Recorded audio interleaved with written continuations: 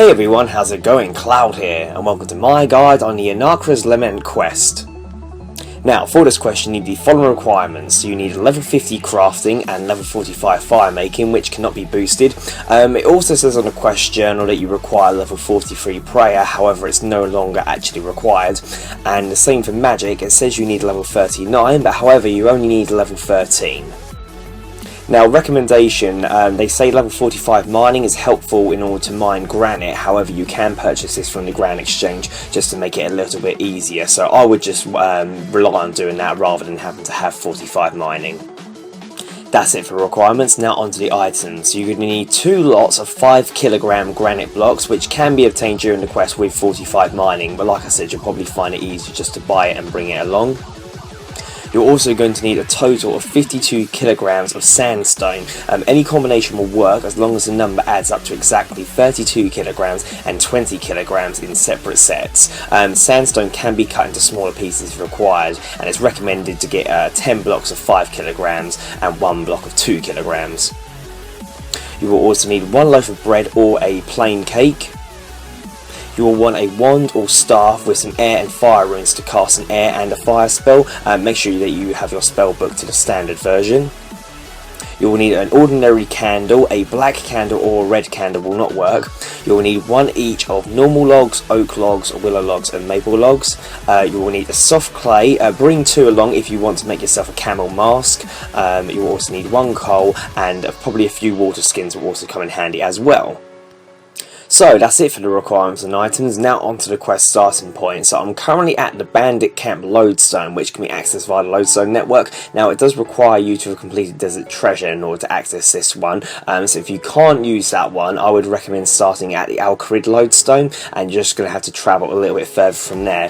The location we're heading to is in the desert quarry, which is just near where the bandit camp lodestone is. So if you are at the bandit camp 1, you've only got a short walk round to it. If you're at the Alcarid one, you're going to want to head to Shantae Pass, then you're going to want to use a travel rug merchant to get to the Bedouin camp, and then walk south until you get to this current lodestone. Either way, we're going to head to a man called Lazim, who can be found at the desert quarry to start the quest. So speak to him and he'll proclaim that he was a proficient sculptor crafting statues for royalties across Gailanor. However, he had an accident recently, so he's unable to show his talents, but his passion is still as normal as what it would be, and he wants your help to construct something in the desert. Now, since he cannot work with a chisel anymore, he requests your help to construct a statue. You want to agree, and he'll tell you to get 32 kilograms of sandstone for the nearby quarry to start working. So he will not take any more than 32 kilograms, so you've got to give that to him exactly. So what you want to do is use each bit of sandstone on him to give him the relevant amount until you have given him exactly 32 kilograms of sandstone. Like I said, you can mine it from the nearby quarry if you want, but it will be so much easier if you did bring the correct kilogram amount with you before you start the quest. So once you've given him all the sandstone, he'll combine them into a 32 kilogram sandstone block and hands it back to you. You then want to craft a huge block into a sandstone base. You then want to show it to him and then use it on the flat ground which is just next to him. For the statue form, Lazim will tell you now to get another 20 kilograms of sandstone. So again, you want to give him the remaining sandstone you have until you've received a 20 kilogram block from him. You then want to craft this second block to make a sandstone body and attach it to the base. The figure will still be rough, and you then need to chisel the body to add finer details to it. He'll tell you that the statue is almost complete and that it only requires a head now, and he decides to leave the choice of head up to you, so you can choose to either use Lazim, Ichklarin, Zamrax or Camel with the remaining material. To create the head, you need to mine a 5 kilogram block of granite and then chisel it into the head of your choice, but you should have the granite with you already. You will need to create a second head later on, so if you have just mined the 5 kilogram block of granite, you'll want to get another one. So once you've made whatever head you want to place the completed head onto the statue, and it will be unable to bear the weight and the ground collapses, and you should appear at the bottom of the pit with Lazim. So you then want to talk to Lazim and confront him, and he'll confess that he isn't really a sculptor, and he asked you to construct a statue so you could access this temple. As you begin to leave, Lazim will encourage you to help him find what's in the temple.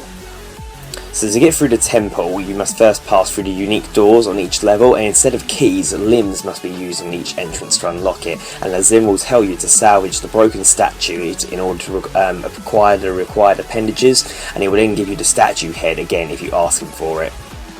So you want to take the silver M sigil off the nearby pedestal, and then you want to carve out of a left arm, left leg and right leg from the statue.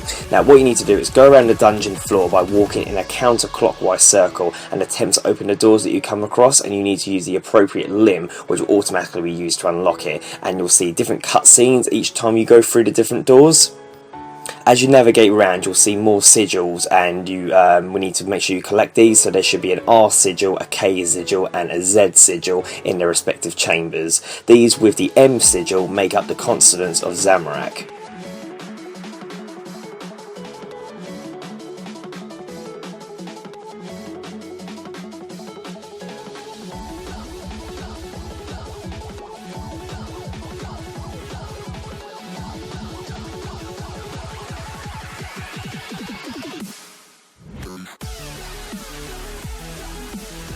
So after you've unlocked all the outer doors, you then want to proceed towards the heart of the floor and use the corresponding sigils to unlock the inner doors.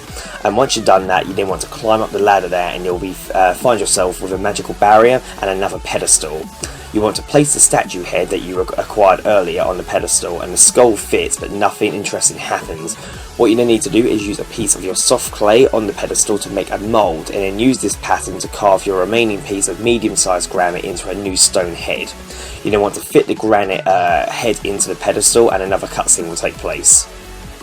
The Zim will now appear next to you, and when you tell him about the strange visions, he explains that there were traps set up to disorient any unwanted visitors, and he'll tell you that the treasure is still a floor up and you must pass through the magical barrier to reach it, which can be brought down from the 4 enchanted rooms.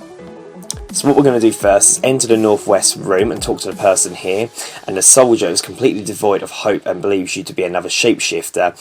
What you want to do, he calls out for food, so give him either a loaf of bread or a cake, whatever you brought with you, and he'll thank you for saving him. And he says that he's forever trapped here but wants you to help get rid of the riddles of the temple. Ask him all available questions before you go to the other rooms. So you now want to go to the west room, which contains a frozen fountain. What you then need to do is wield your magic weapon that you brought with you and cast a fire spell on the fountain to thaw it out. You then need to take the east corridor and investigate each brazier to see which item belongs in it. You then need to use the log, oak log, willow log and maple log, white candle and coal on their respective places.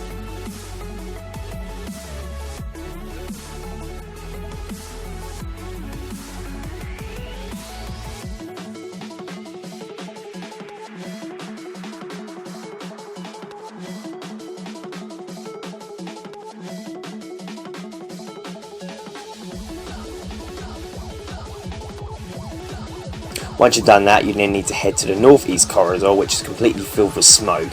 What you then need to do is use your wand or staff and then use the air spell on the furnace to clear the smoke out of the room. So after you've solved the puzzle for all 4 rooms, you should be able to pass through the barrier. You then want to climb up the ladder and talk to Lazim, who tells you to be cautious of the traps ahead. You then want to head south and climb over the pile of bones.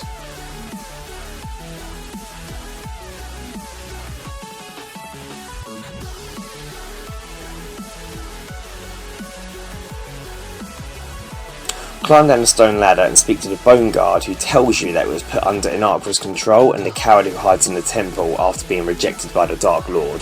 The Bone Guard asks you to help weaken her grip over him by completing a wall between them. So you want to agree and take 3 sandstone blocks from the nearby pile of rubble and use them on the wall, using your chisel to trim each brick after you set it up. Once you've built the wall, Enakhra will wail out and the Bone Guard thanks you before changing form and revealing to be the Zarazian Mahjarrat Athankos, and a final cutscene will play where the two engage one another.